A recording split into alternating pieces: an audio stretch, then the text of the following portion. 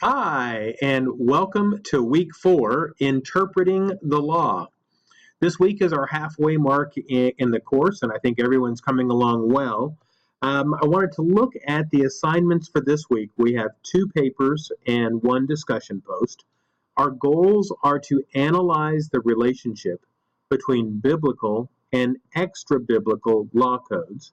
2, to create a hermeneutical methodology for the interpretation of biblical texts, and 3, to evaluate different current scholarly arguments regarding the meaning of a text. Now, the first is kind of a fun assignment and one that may be new to you guys, and that is to look and compare the Bible to a contemporary outside source.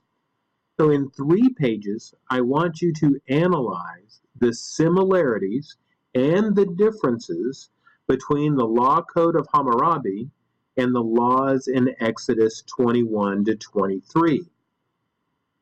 There are several questions in the paper that I want you to be sure and answer. The first is, do they share a common purpose? So as you read the law code of Hammurabi and as you read the law code in Exodus, do they share a common purpose? Second, in addition, add a paragraph explaining why the 2 codes may share similar laws and similar language. It's remarkable that there are several laws in the 2 codes that are almost word for word the same. And how do you account for that? Was God copying the law code of Hammurabi? Was Hammurabi copying the law code of God? Or was there something else at play? And so you may have to do some research.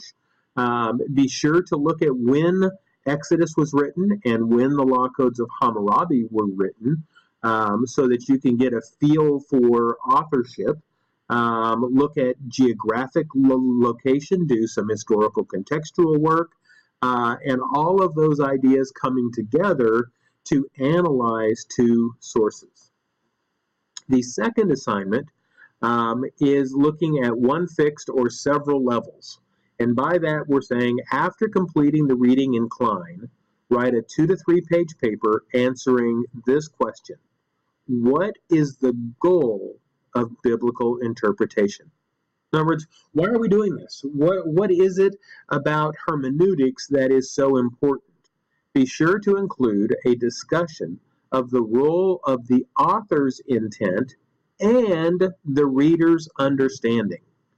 I think as you begin to read Klein and as we begin to study and look at this further, there are multiple things taking place when a text is written, and that's any text, specifically here the Bible.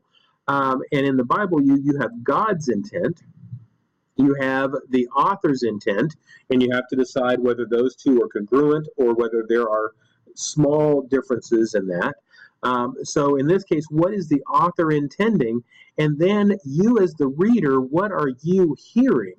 And how do we match those up? Or is it even important to match them up? Some argue that, in fact, a reader's understanding is valid even if it is not the same as the author's intent. Is that okay? The paper should contain an introduction and a conclusion. In addition, each paper should include engagement with the assigned reading and biblical support. Finally, we have a discussion post. After you have read Klein for this week, do you believe that the biblical text has one meaning or several levels of meaning?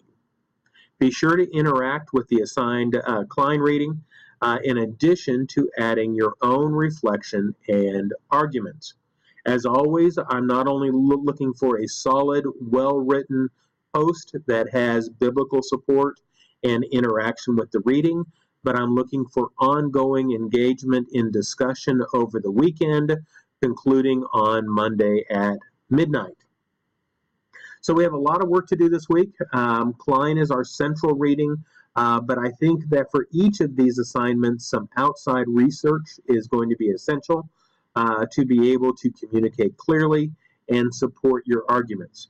I hope you have a great week. I look forward to seeing what you guys come up with, and we'll talk again soon.